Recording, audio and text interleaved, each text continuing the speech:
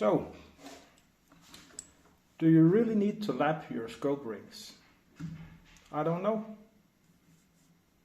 But I do kind of know. I kind of know when it's necessary to lap your scope rings. But I've recently purchased a new rifle. This is the Tikka T3 CTR in 308 with a one-piece factory-mounted Picatinny rail and a set of Element Optics Accu-lite scope rings. I don't have much doubt to the straightness of the one-piece Picatinny rail. I don't have much doubt to the machining of the Accu-lite rings. There's really no reason why they shouldn't have been machined on some of the most modern machines, and so straightness is one thing. If the rings are going to be crooked and not in line with the scope rail, and it's going to be interesting to see the coverage, the threading pattern of the rings on the scope. I don't know. It's going to be interesting. So let's just dig in and find out.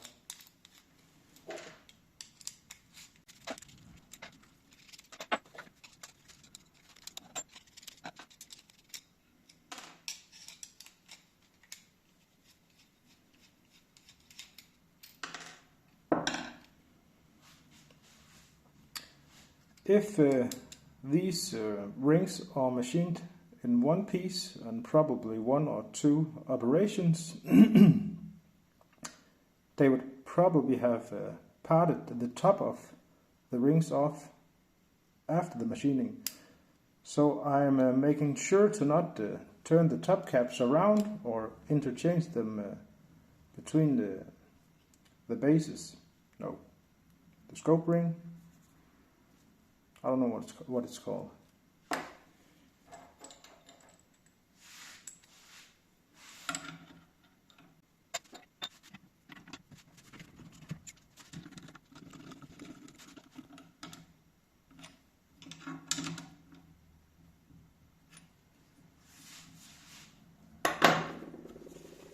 So we have mounted the bottom pieces of the scope mounts. And visually it doesn't look too bad. A couple of years ago I made this precision ground axle 30mm into a lapping tool, and let's have a look.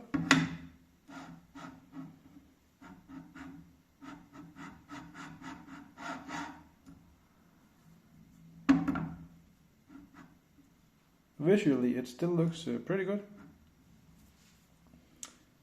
but let's get a little bit of a lapping paste on it.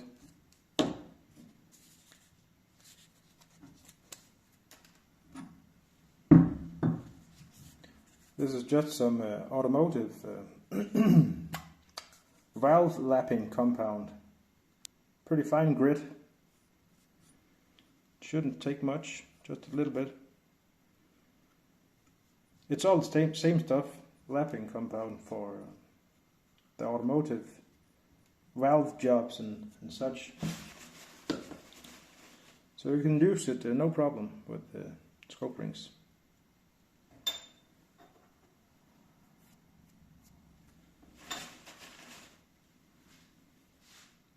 Setting my lapping tool on, the top caps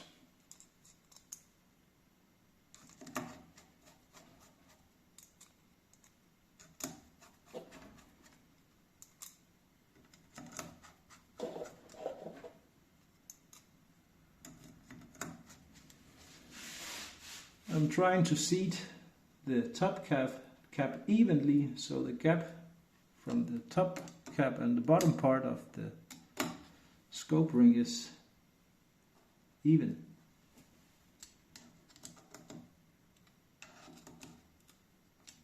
not doing any real tightening of the scope rings yet. Just snugging them up and probably backing off a quarter of a turn or something. You don't want it too tight to begin with.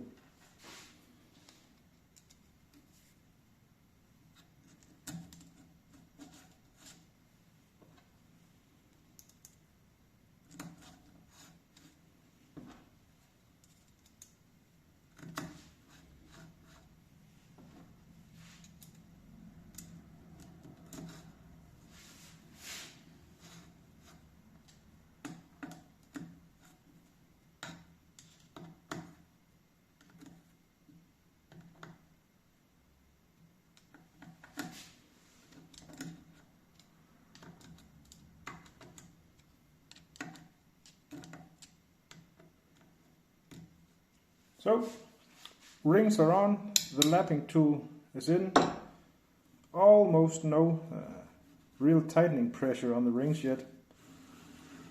Just gonna give it a couple of turns to distribute the lapping compound.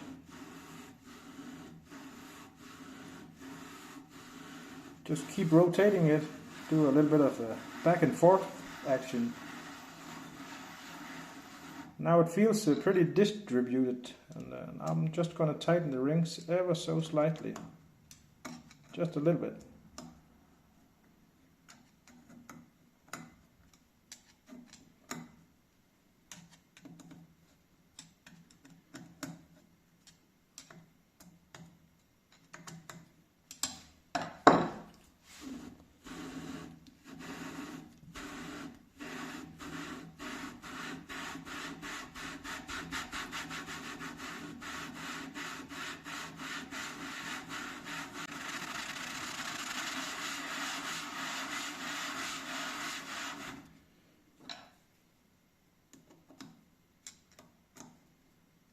Tighten them a little bit more.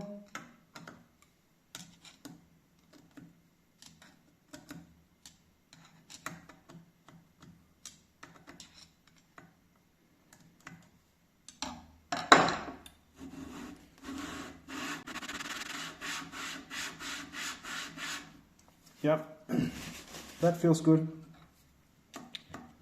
Let's have a look and see if let's read the anodized surface of the aluminum. Oh, I said it in the American way. Guess that's okay.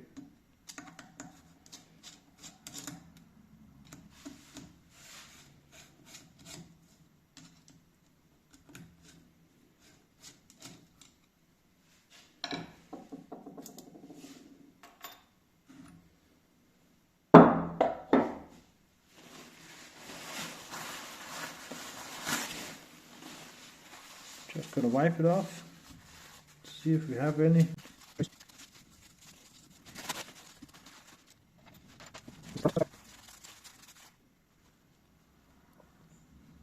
Not any real signs of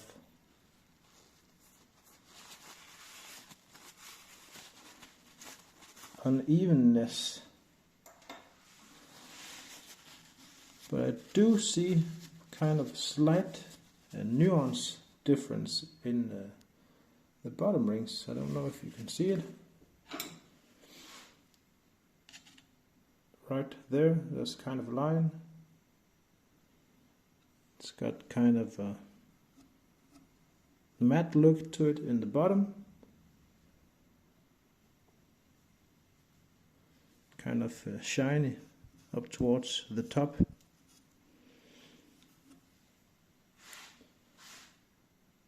Same goes for the rear. I don't know, pretty interesting. I say let's try some more. The anodizing is obviously pretty hard. Seems like good quality anodizing. So I'm switching to the coarse lapping compound, course we want to get it done.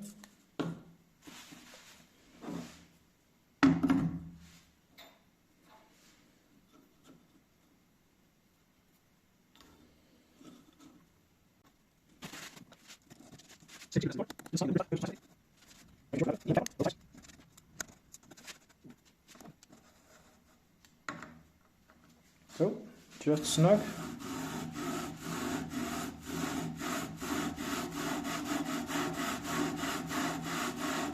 I don't know how obvious it is, but it's pretty clear in this case the basement shop that the grit is very coarse on the lapping compound.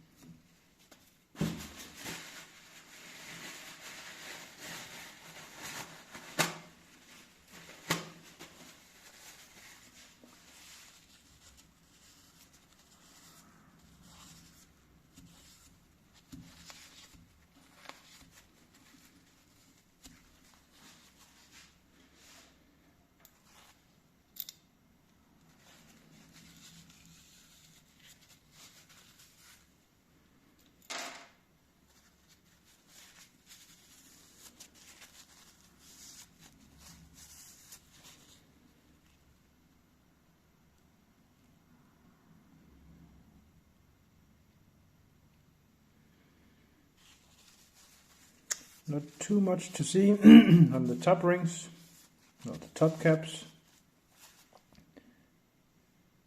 It's getting a pretty even kind of matte look,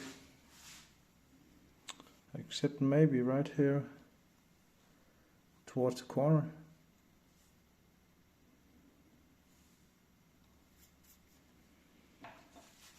But kind of interesting. If you look in the bottom rings,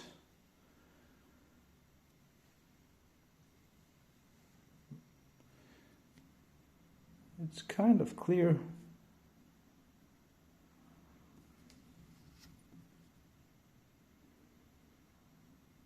that it's not completely even.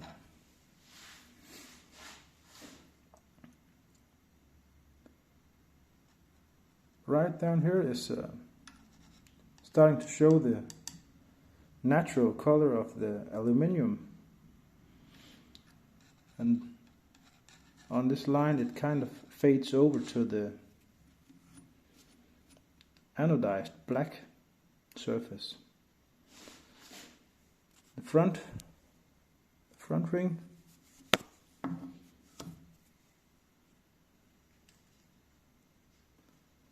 maybe a little bit better or more even.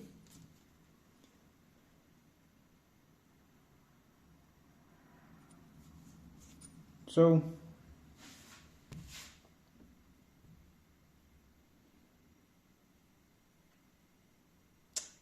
interesting.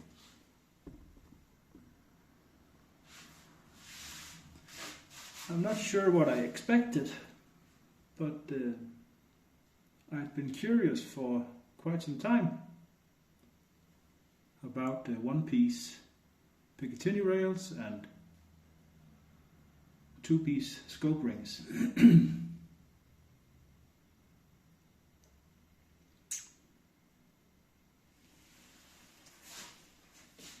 But as it looks right now, the bottom mount would only have been contacting the scope right on the rear edge. Maybe not terrible, but it's certainly not optimal.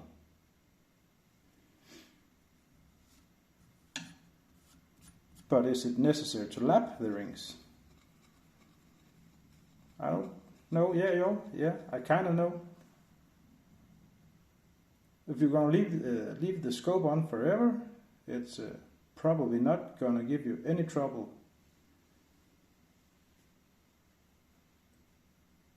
But if you would like to be able to, I don't know, switch between optics and be kind of sure that it holds about zero as good as it can, then you might actually need to lap your scope rings, even with the modern, what I consider pretty high quality scope rings, with a modern, pretty high quality steel one-piece Picatinny rail.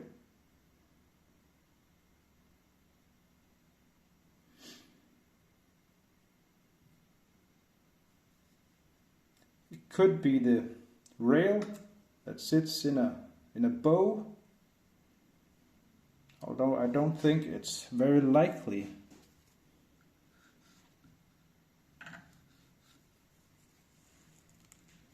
And it even sits on top of the, I guess it's called a receiver, something, or the lock, maybe. I don't know in English for sure.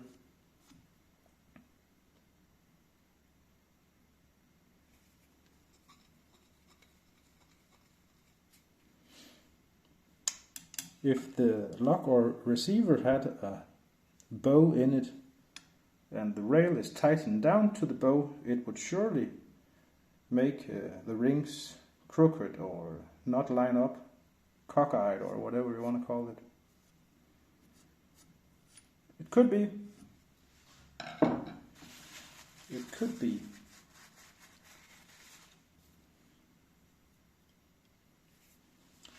I haven't really compared the rings, the element rings, to any other fair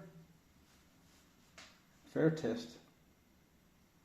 I have an old Carl Gustav in 6.5 by 55, a former military rifle that was sporterized probably during the 90s or something, with hand-mounted scope ring bases and a couple of Warney steel scope rings. That's a kind of setup I would always lap my scope to. There's a real possibility that scope bases sits cross-eyed from each other, and they could even be turned this way or that way.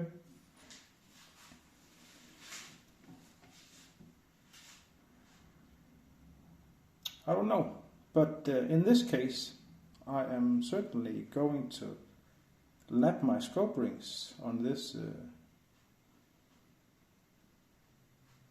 new Tikka rifle and with these new Element Optics scope rings. Yep. Thanks for watching. So this is final result, or as far as I want to go with it. As you can see, there's a little bit of, whoops, almost dropped you. There's a little bit of black anodizing left on the front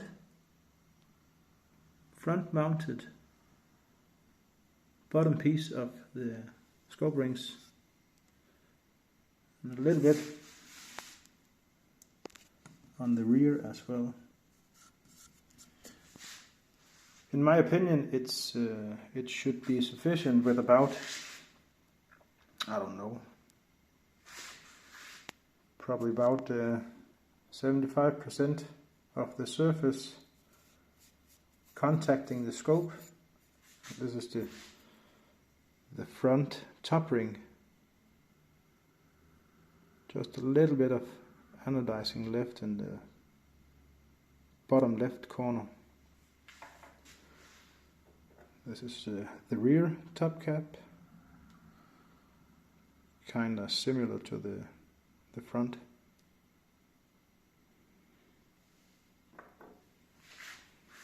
I think this should be good. And looking at the pattern, if you want to try to go a little bit into it, the pattern of the remaining anodized surface of the bottom part of the scope rings kind of makes me believe that the rail is probably not, banana shaped. Because if it was banana shaped,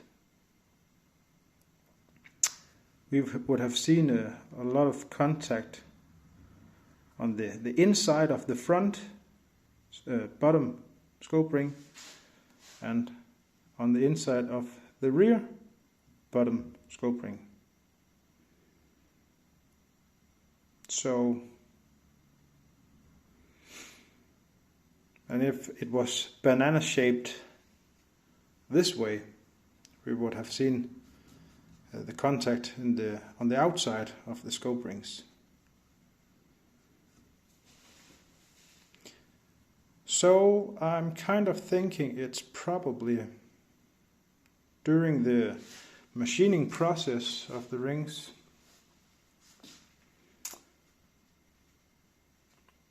maybe between operation 1 and 2 in the CNC mill, probably a 4 or 5 axis mill, with operation 1 probably doing the Picatinny female part, and then operation 2 grabbing by the female Picatinny part. And in that change from operation 1 to 2, maybe there could be introduced a little bit of crookedness, which could manifest as this lapping result.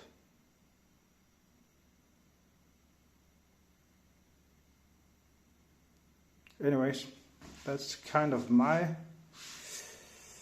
take on one of the possibilities.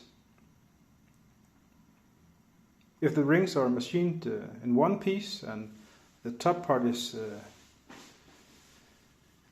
cut off after the initial machining, there could be some tension in the material that maybe would make it spring or retract. In this case, if that was the case, it would have kind of sprung open a little bit when considering the initial lapping pattern, I guess you could say.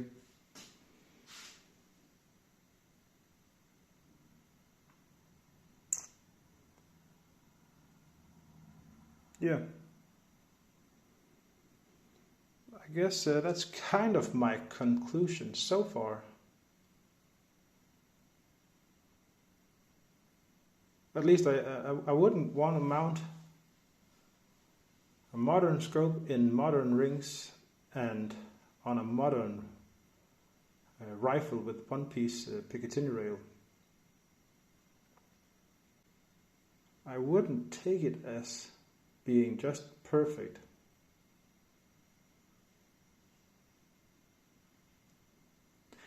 Anyway, in my case, it wasn't perfect, and there was a little bit of room for improvement. Not to say that it wouldn't work, but if you want to make the best conditions for your scopes to hold zero, if you change between scopes, night vision scopes and such, I would definitely lap my rings, even modern rings on modern rifles with one-piece Picatinny mounts. Anyway, in this case, with this pair of Element Optics Accu-lite scope rings, may vary from batch to batch. Anyway, if you have an opinion or if there's something obvious I've missed, let me know. Thank you.